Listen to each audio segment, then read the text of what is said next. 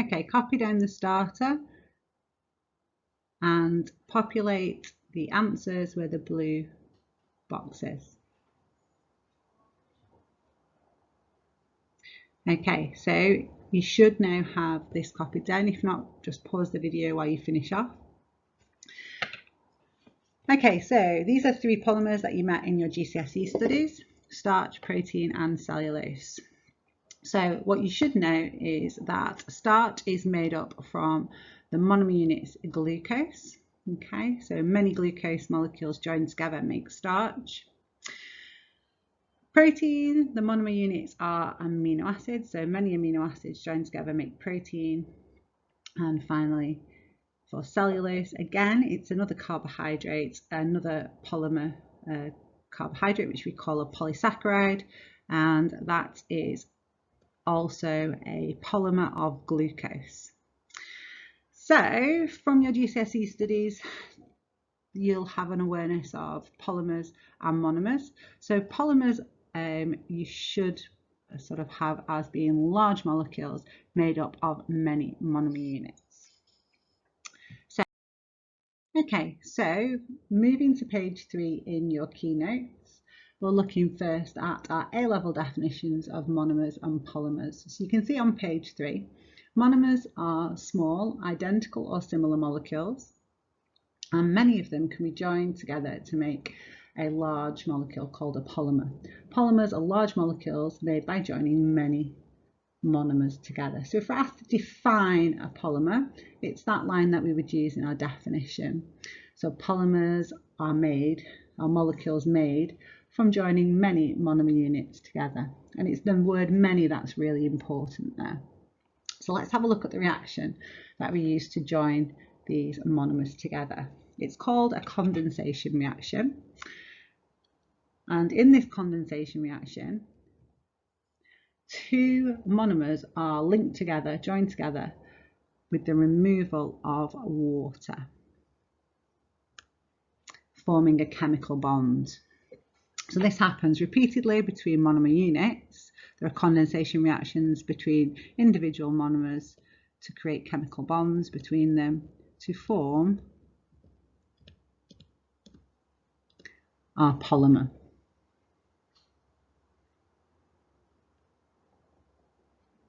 Okay, so water is removed in a condensation reaction and a bond is formed between the monomers. This reaction is a reversible reaction. So polymers can also be broken down into the monomer units from which they are made. Polymers are broken into the monomer unit by a reaction called hydrolysis. So in hydrolysis, this time the water is used in the hydrolysis reaction to break the bond between the monomers.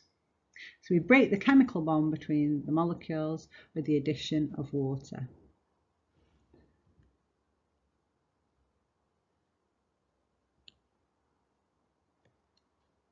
Okay, now there's a note there in your keynotes that these chemical reactions don't just happen when you pour water on polymers. So for example, my hair is protein. This morning when I was having a shower, my hair did not just, the proteins in my hair didn't just hydrolyze to amino acids, or else I'd have no hair left. So this reaction, although water is used to break the chemical bond, in biological systems, enzymes are required to catalyze these processes. And you're already familiar with quite a number of these hydrolysis reactions. For example, starch is hydrolyzed to glucose using amylase and maltase in the digestive system. So you've met some of these enzymes that do these hydrolysis reactions, catalyze these hydrolysis reactions in your GCSE studies. Okay, then moving on into our keynotes, we'll just do our summary. So polymers can be hydrolyzed to monomers. Water is added in this hydrolysis reaction. The bond is broken to form monomers.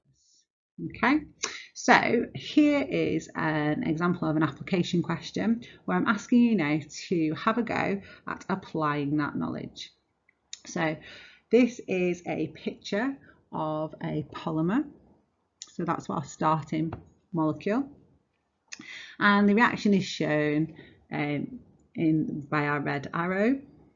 And you can see what's been added to the chemical structure and what's happened to it. So what kind of reaction is this, and where is the evidence? So write down your answer. Okay, so ready to go through, so pause if you're not ready. Okay, so if this is our polymer, okay, and it's been broken down into monomers with the addition of water, this is a hydrolysis reaction, and we can see that the chemical bond that was present here between this carbon 4 and this carbon 1 has been broken, and in its place water, H2O, has been added into the structure of the monomers. Okay, so continuing in your keynotes now, on to page 4. So it says all life on Earth shares a common chemistry. So as we look at our carbohydrates and our lipids, the carbohydrates that we're looking at are present in many organisms. So glucose in all organisms, starch, storage molecule in plants, glycogen, a storage carbohydrate in animals. So where organisms have shared biochemistry, that's evidence of evolution. So all carbohydrates that we're going to look at, we've got those that are used as common respiratory substrates, such as glucose. And we've also got structural components that you'll see in the plasma membranes and the cell walls when we do our cells topic. The lipids that we're going to go on to talk about also have many uses in biology and found in all living organisms as well. And they are the main component of the bilayer of the phospholipid bilayer of plasma membranes. So we'll meet those in cell membrane topics and in cell topics. And also certain hormones like estrogen and testosterone, and they are also used as respiratory substrates, the lipids, as we'll see in year 2 when we do our respiration topic. So that little snippet there just shows you where the carbohydrates and lipids link into many different topics that we're going to go on to study. So they're really underpinning AO1 for other aspects of the course. That and the bigger picture idea that this common chemistry that we're talking about that's shared by living organisms is evidence for evolution.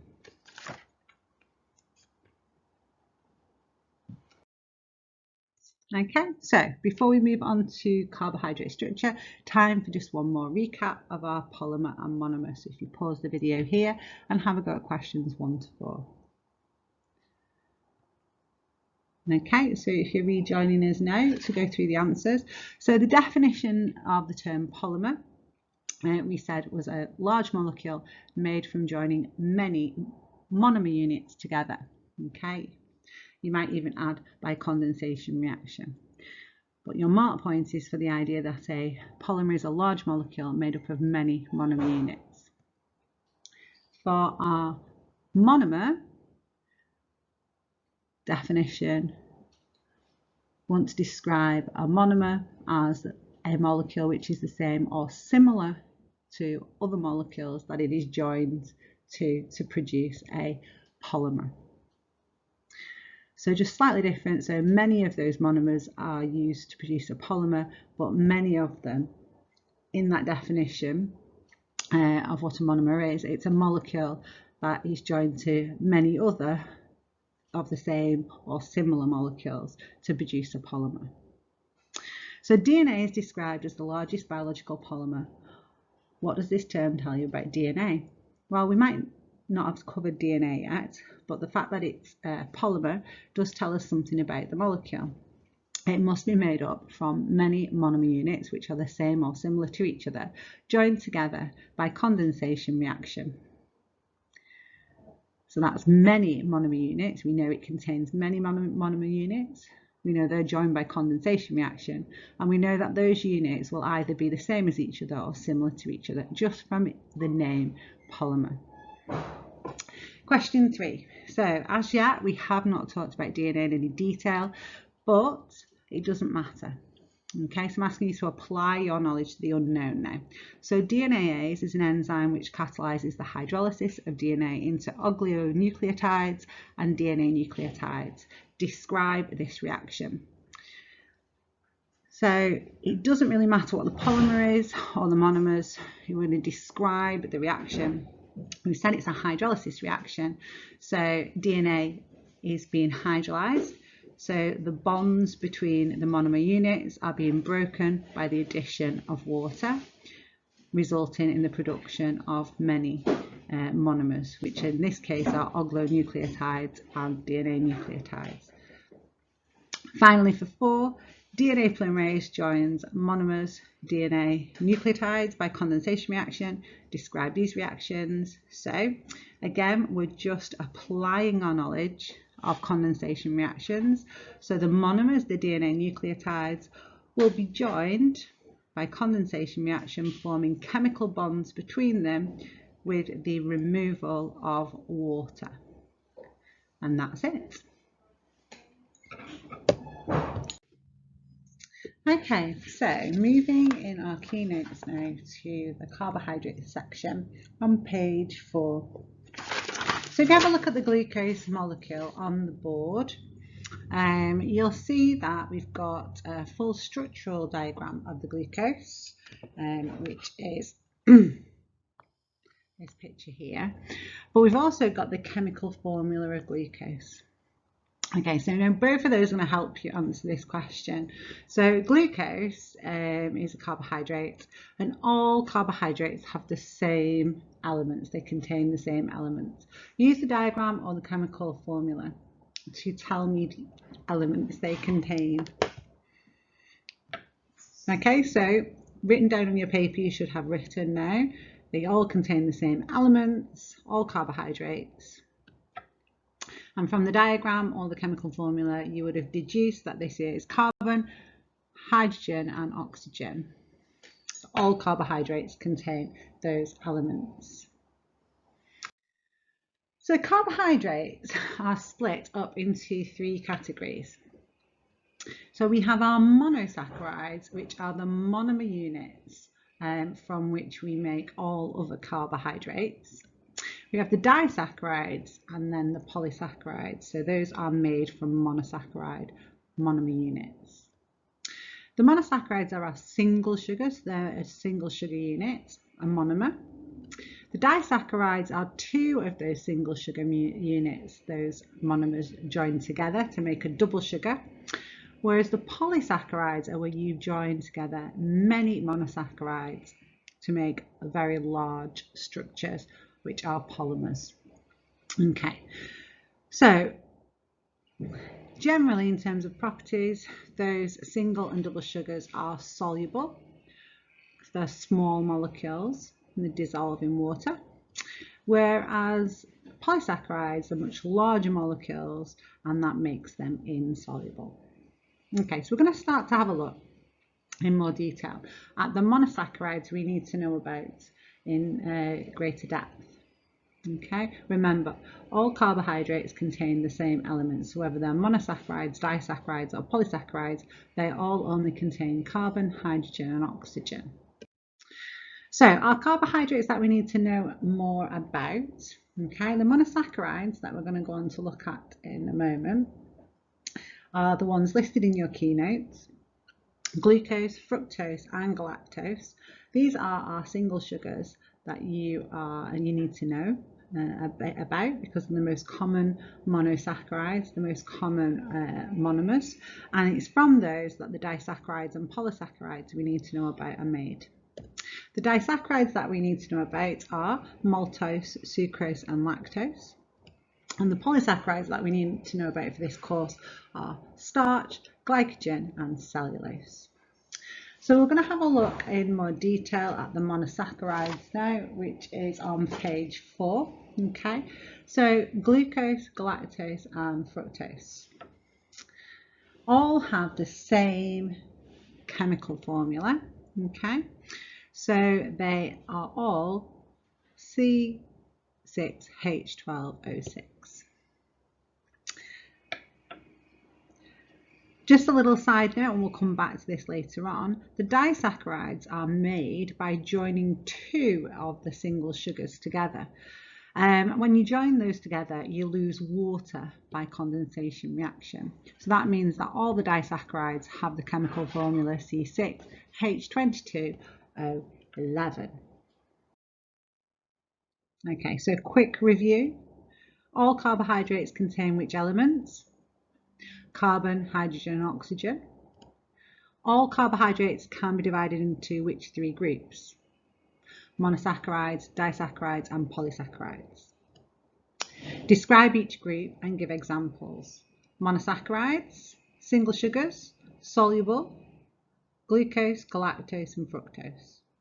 Disaccharides, double sugars, still soluble, maltose, sucrose, and lactose.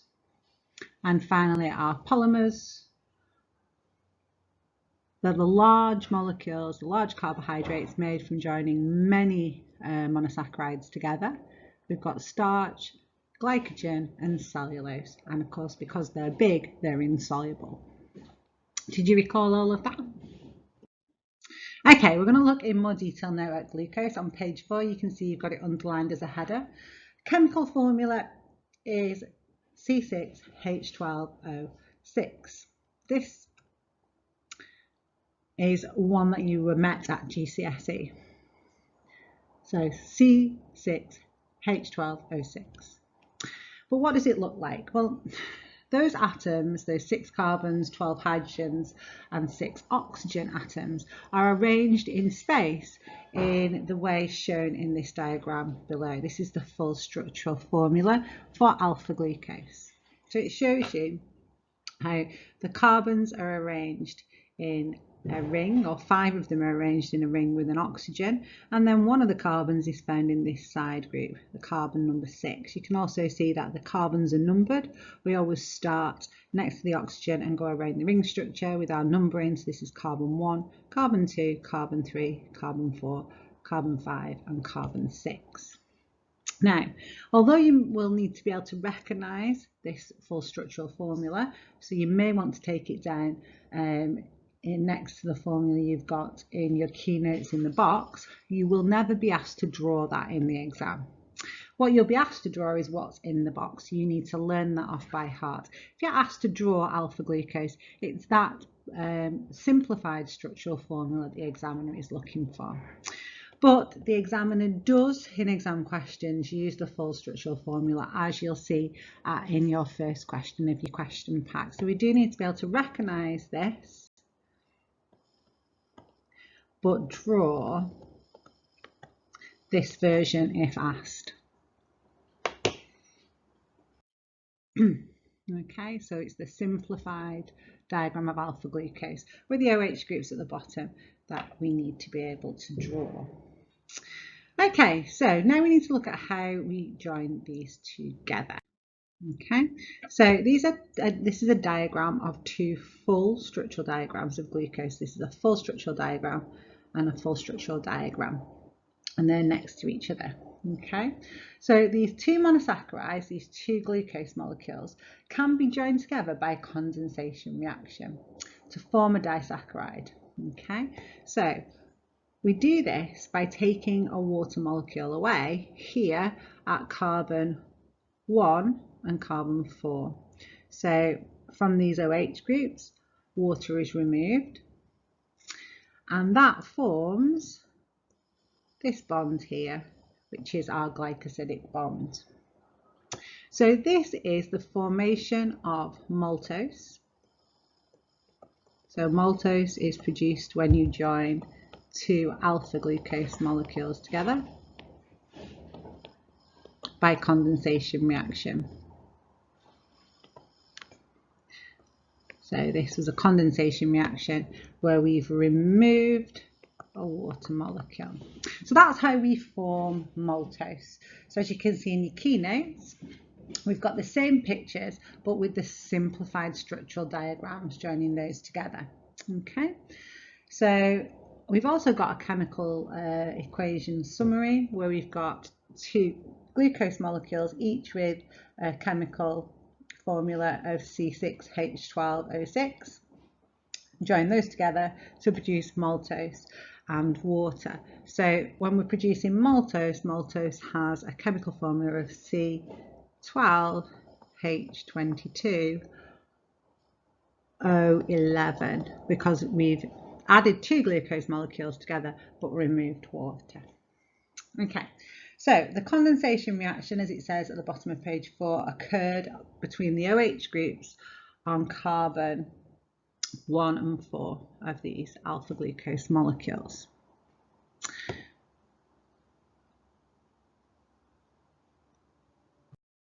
Okay, so if we repeat this now with our simple structural diagrams, let's draw, and you can do this alongside on paper, our simplified alpha glucose. I hope yours is a bit neater than mine. We want 2 of those because we're going to be joining them together by condensation reaction.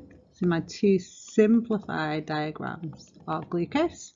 In the same way, I'm going to be removing a water molecule between the OH groups of carbon 1 and carbon 4 on those glucose molecules, and this is a condensation reaction.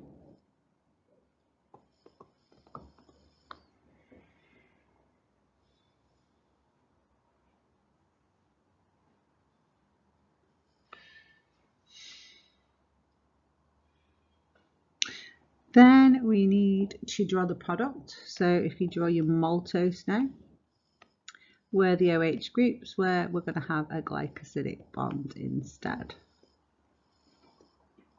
I do apologise for my dodgy drawing. It's quite hard to draw with a stylus. I'm sure yours will look much better than mine. Okay. So that's with the removal of water in my condensation reaction. So that's summarised for you at the bottom of page 4. If you go now on to page 5, just below the grey box, you can see the opposite reaction. So if we take our maltose, which is what we're starting with there, our disaccharide, we can hydrolyse it by breaking this glycosidic bond with the addition of water back in. So I can add water back in and reverse this reaction. So you can see the hydrolysis reaction results in the breaking of the glycosidic bond and the formation of 2 alpha glucose molecules. Okay, right, so one last thing on our disaccharides then. Remember, you don't need to learn the structures of galactose and fructose, but you will need to complete diagrams of disaccharides given monosaccharides and vice versa. So you'll see an example in the first question in your question pack where you've got a sucrose molecule and you're asked to hydrolyze that sucrose molecule and draw the products. So it's a good idea to be familiar with your full structural diagram of glucose so you can recognize that within the disaccharide structure. The other thing that you need to know, of course, is the monomer units that make up the disaccharides. So you know which monosaccharides you need to join together to make the 3 disaccharides we need to know about. So you'll find this information at the top of page 5 in a table. So you need to learn this off by heart. So what do we need to join together to make maltose? Well, we know this one. We've done it already. So we've got to join together 2 alpha glucose molecules to make a maltose. But which monosaccharides do I join together to make sucrose? Well, to make sucrose, again, I use glucose, which is the one we'll be familiar with and we can always find in the structure. But I need fructose as well. So there's no point me learning the structure of fructose, but I do need to be able to draw it if I am hydrolyzing sucrose from a diagram, which is to copy that sugar again following the hydrolysis. And finally, to make lactose, again, it's glucose, which is why it's a good idea to be really familiar with that full structural diagram of glucose. But this time I'm using a different monosaccharide to build this disaccharide, and that is galactose. So remember, you only need the basics and then you're applying. So you need to learn off by heart the monosaccharides you join to make each of these three disaccharides. And then you need to learn the example of maltose being formed by condensation reaction and being broken down by hydrolysis. And then the rest is application, as you can see in question 1 in your question pack. Okay, so just as I said then, we do need to be able to recognise glucose when we see it. So in this diagram here, I'm hoping that you would recognise that that is the full structural diagram of glucose. So it doesn't matter that we don't recognise this monosaccharide. If the examiner told you that that's fructose and they said what would be the products, the disaccharide formed from this reaction, because they've told us that this one is fructose, because we've recognised that this one is glucose, following joining them by a condensation reaction, which is what we can see here is happening, we would form sucrose, and that's from our AO1 knowledge. So again, just showing you that it's application of our sugars. Okay, quick fire recall now. Question 1, I want you to write down your answer. You can pause me if I'm going too quickly in between each question. What are the elements in carbohydrates?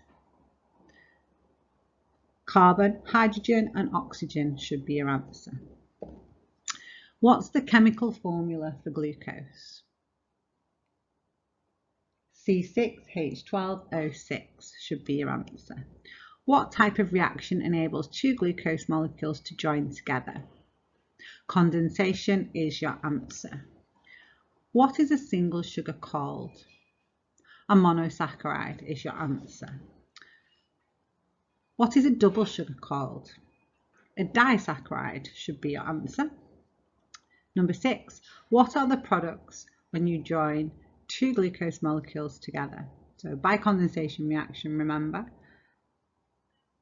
So maltose, but products plus water, because water is formed as well in that reaction.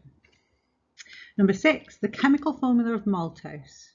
Okay, so for maltose, it's a disaccharide, so you're doubling your sugar and taking your water away. So doubling your monosaccharide and taking your water away. So it is the same for all our disaccharides. So C12H22O11. What's the name of the monomers used to form sucrose? Glucose and fructose should be your answer. What type of foods contain lactose? If you've heard of someone having a lactose intolerance, so they're intolerant to dairy products, so it's in dairy foods. And finally, what's the chemical formula of fructose?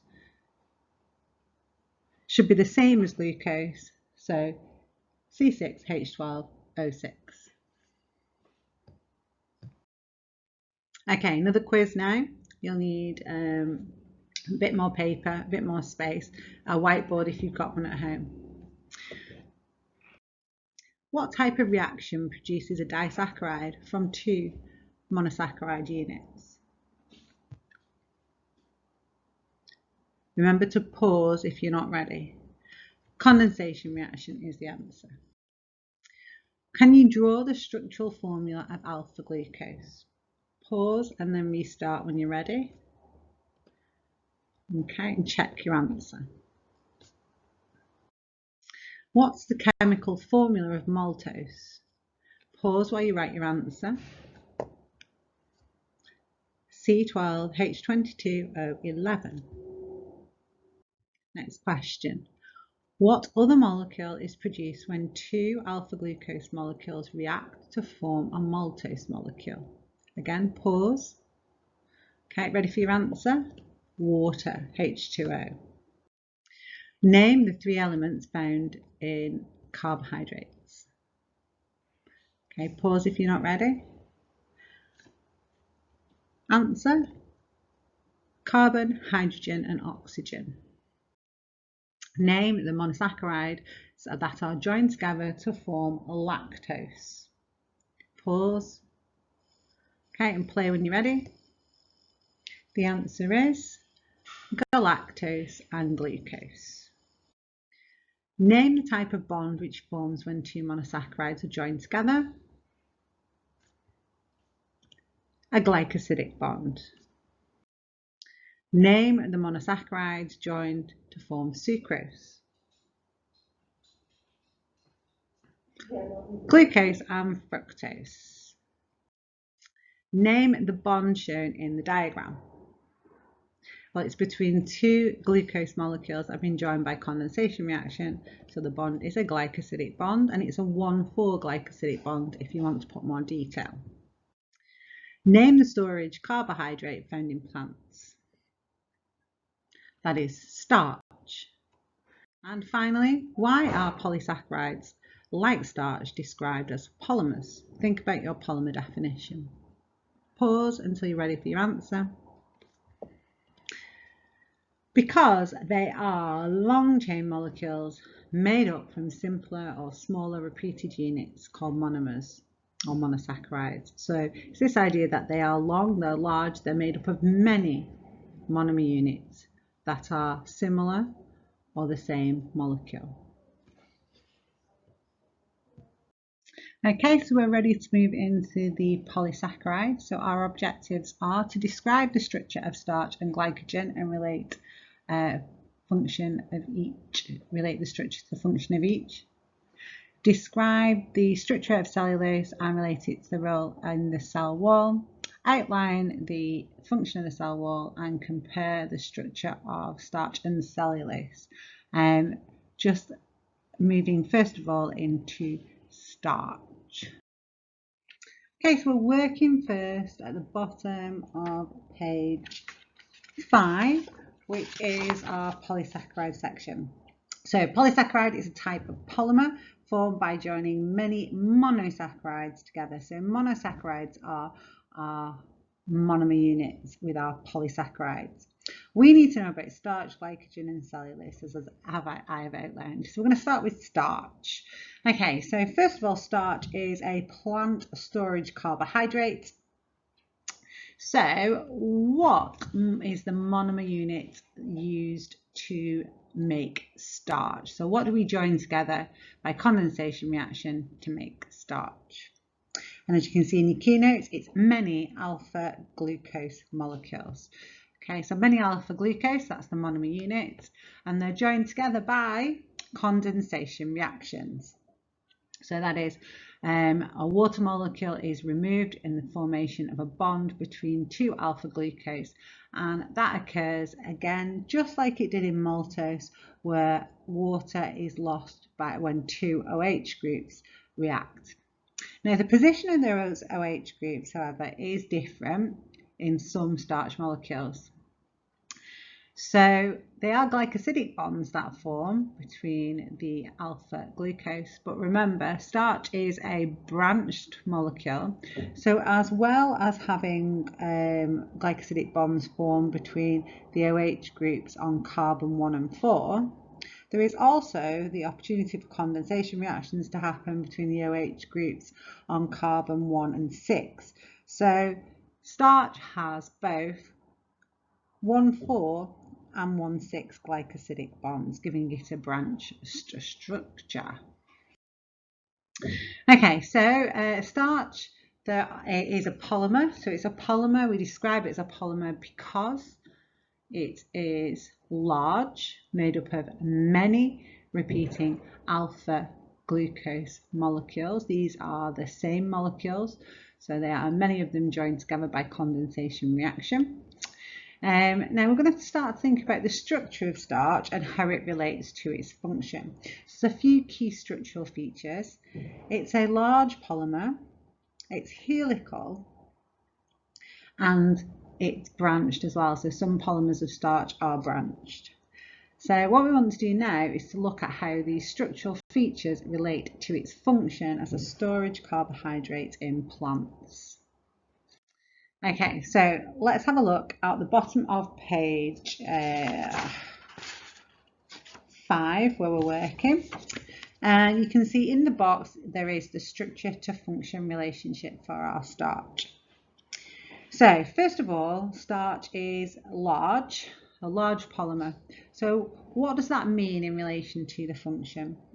Well, it means it's insoluble. So because it's large, it's insoluble. And that means it doesn't affect the water potential of the cell. Okay. Water potential is an A-level key term which describes an osmotic effect, basically. So there is no osmotic effect or little osmotic effect of starch on a cell or an organelle. And by that we mean it doesn't cause water to move into the cell or organelle and does not cause it to burst.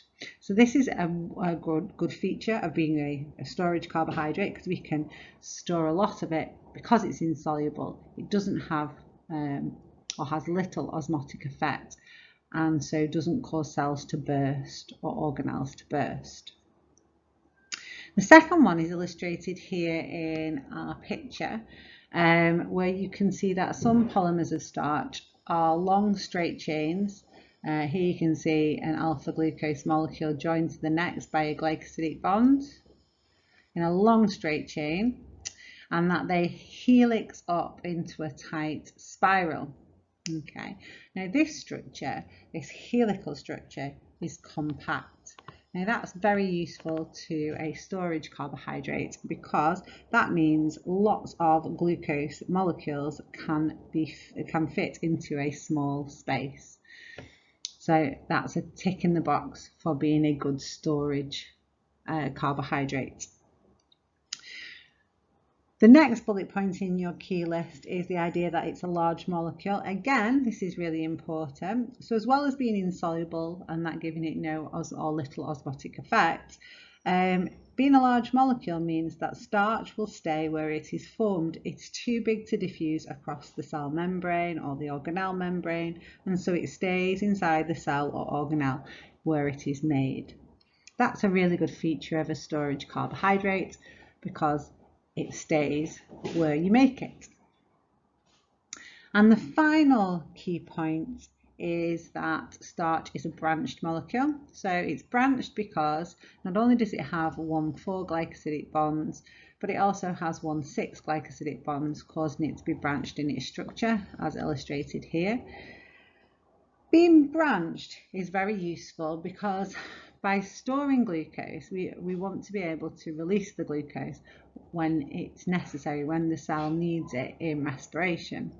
So we do need to be able to hydrolyze this molecule, this storage molecule, quickly when we need the glucose.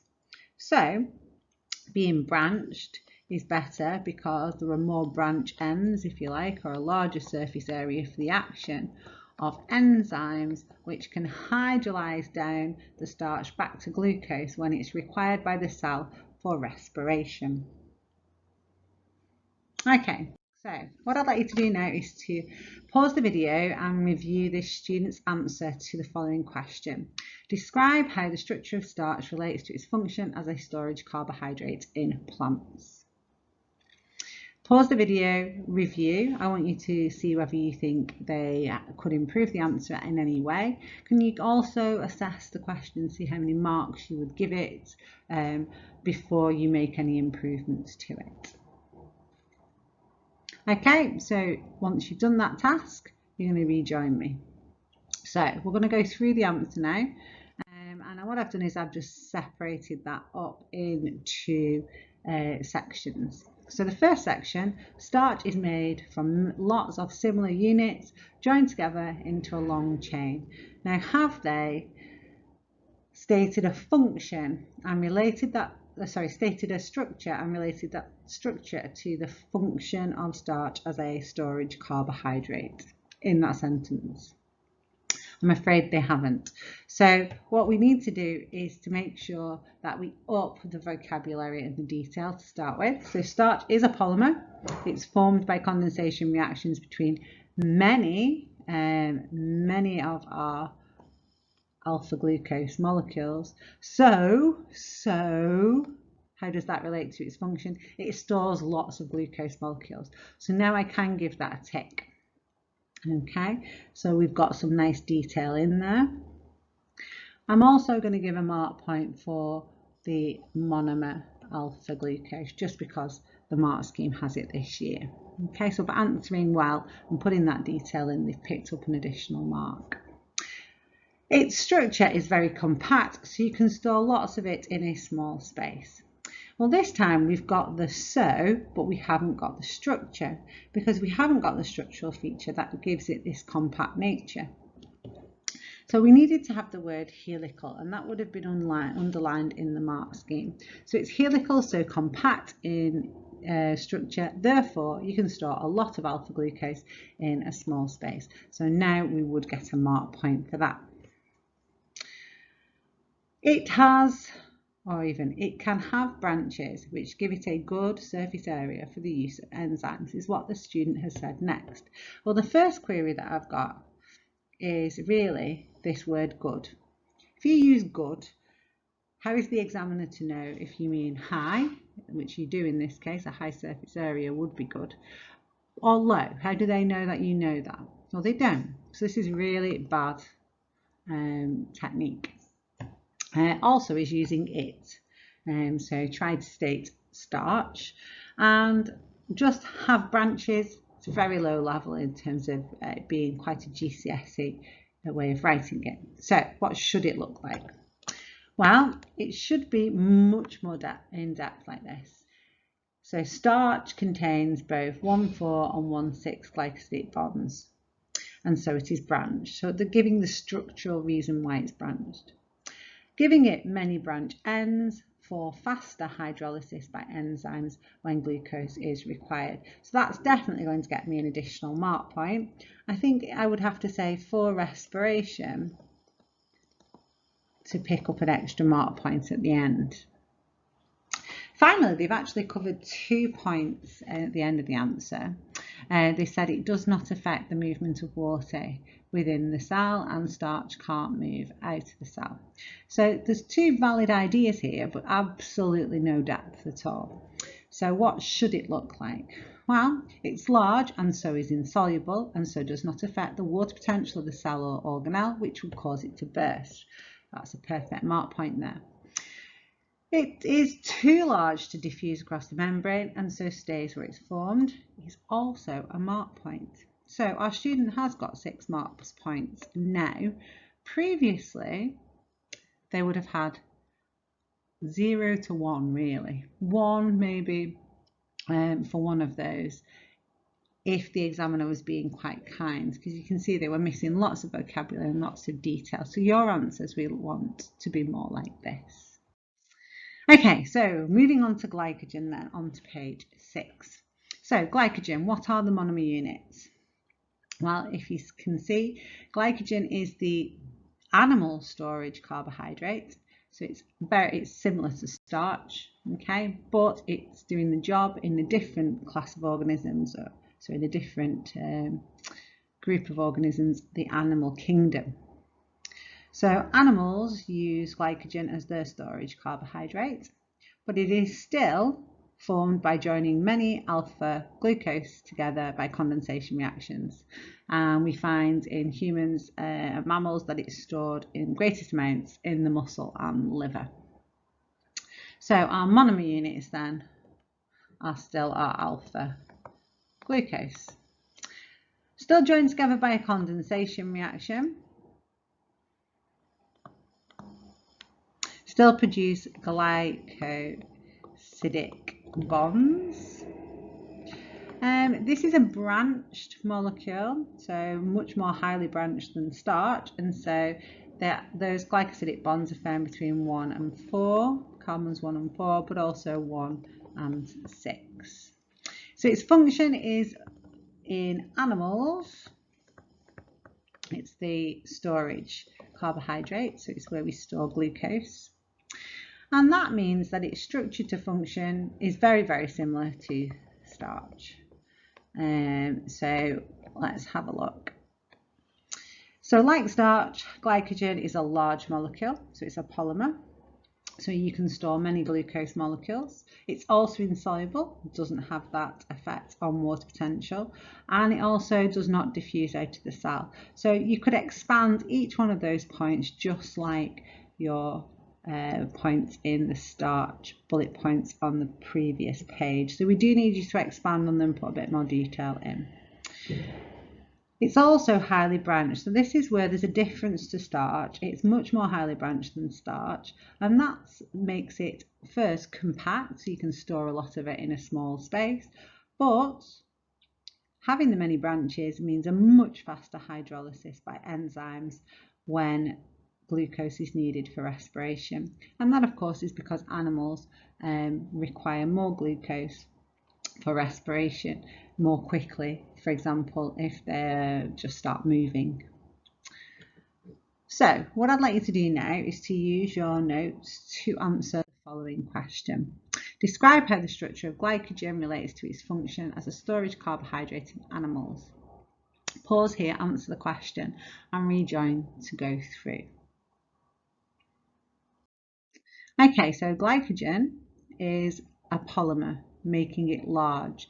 So there are 3 mark points that you can get from this. So it's a polymer made up from many alpha glucose molecules. So if we make sure we've got the idea of many in there to make it a polymer, that makes it large.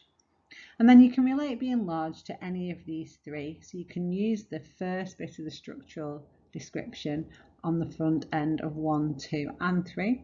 So it's large, so you store lots of glucose in its structure. Or number 2, it's large, so it's insoluble and doesn't not affect the water potential of the cell or organelle, which could cause it to burst. Or it's large, so it's too big to diffuse across membranes and so stays where it's formed. So all of those are 3 valid ones related to being a large molecule because it's a polymer made up of many alpha glucoses. In the same way, the structural feature of being highly branched also has 2 advantages to it. So being highly branched, so having lots of 1,6 glycosidic bonds, so having lots of branches in its structure, means it's compact, allowing a lot of glucose to be stored in a small space. So the same mark points as being helical for starch, you get for being highly branched with glycogen. And then finally, many branch ends allows rapid hydrolysis of enzymes when glucose is needed for respiration. So nice and detailed there, only worth about 5 marks. We might get an additional one for the alpha glucose being the monomer. Okay, so at the bottom of page 6, you can see that we're going to introduce another type of glucose. So alpha glucose, next to our penguin, you are very familiar with. Okay, this is our new monomer, and we're going to make our last polysaccharide from, and it is beta glucose. So what's the difference? Well, beta glucose differs from alpha glucose here on carbon 1.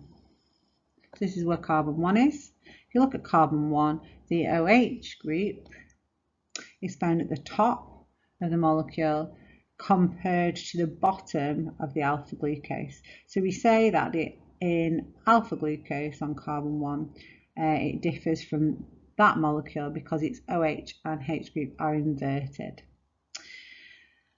Okay, now this is really important because this affects how beta glucose monomers are joined together, and so results in a very strong polysaccharide called cellulose when you join many beta glucose to produce our next polysaccharide. Okay, so here are two full structural diagrams of beta glucose.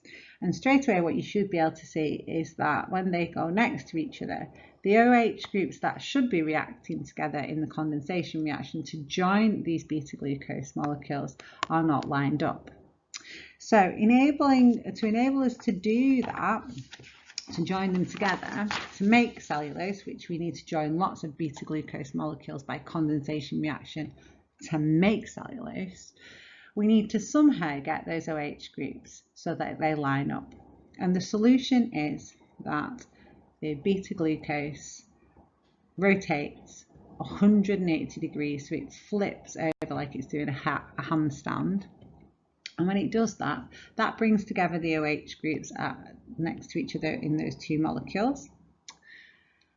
And they can react by condensation reaction. So those two OH groups are now lined up and they react, water's removed, and our glycosidic bond occurs between our carbon 1 and our carbon 4 of the opposite of the next beta glucose along. And as you can see in your keynotes at the top of page 7, this continues to occur with the addition of a new beta glucose every time. So the next beta glucose would be able to be the right way up when you add it on here, because its OH group would be in the right place. But then the next one along would need to flip 180. So this idea that every other beta glucose needs to rotate 180, so flip forwards to allow the OH groups to align and form this lovely 1,4 glycosidic bond between them. This results in long straight chains within our cellulose. Okay, so quick recap. What were our monomers? Well, this time we're talking about beta glucose. Again, they were joined by condensation reaction. Again, we were making glycosidic bonds, but this time they were always between carbon 1 and 4, and that was facilitated by every other glucose molecule flipping 180 to align the OH groups. Okay, so by producing long straight chains, our cellulose molecules can get very close together. Okay, so if I draw for you representation of one long cellulose chain like that, it's got its carbon 6 group going up and then down and then up and then down and up and down and up and down and up and down. Another long straight chain alongside, again with carbon 6 side group sticking up or down alternatively. And what can happen between these molecules is that we can get many hydrogen bonds form between the long straight chains. And they join together to make microfibrils, which again are very strong fibers due to these many hydrogen bonds. Okay, so this is a zoomed in version of one of my lines, if you like. You can see here the OH group sticking up, and then the next one sticking down, and the next one up, and the next one down. So what we're saying is that these OH groups on the carbon 6 that are kind of sticking up and down from the sides of the molecule allow it to form lots of hydrogen bonds between two molecules. We get lots of interactions, lots of intermolecular forces holding them together.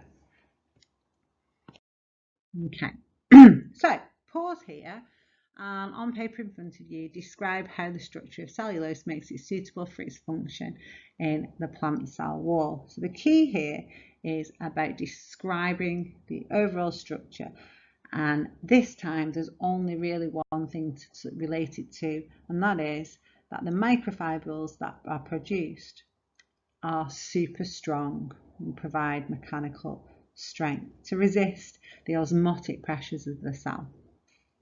So give that a go and then join me back. Okay, let's review your answer. So you're going to get mark points slightly differently in this cellulose question because there's not as many features to talk about. The first one is for saying that the monomer units are beta-glucose. They're joined by condensation reaction, resulting in 1,4 glycosidic bonds between them. So that'll get you 2 extra mark points.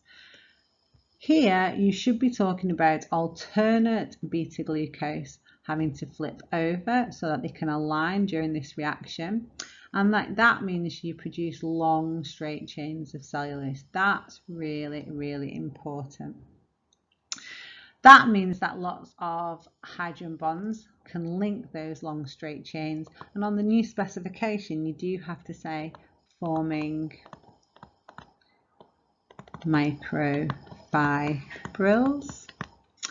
Okay, and then it's now linking to the function.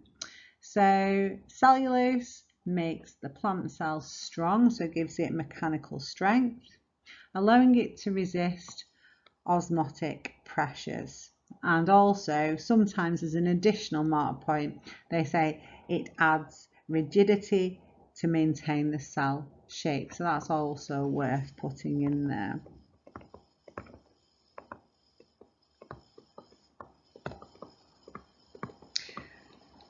Number 8 is an additional mark point. It's not there often. It's only worth mentioning in passing that cellulose is a molecule that a lot of microorganisms don't have the enzyme cellulase, so they can't digest the cellulose. It gives them some protection from pathogens. It gives the plant cell some protection from pathogens.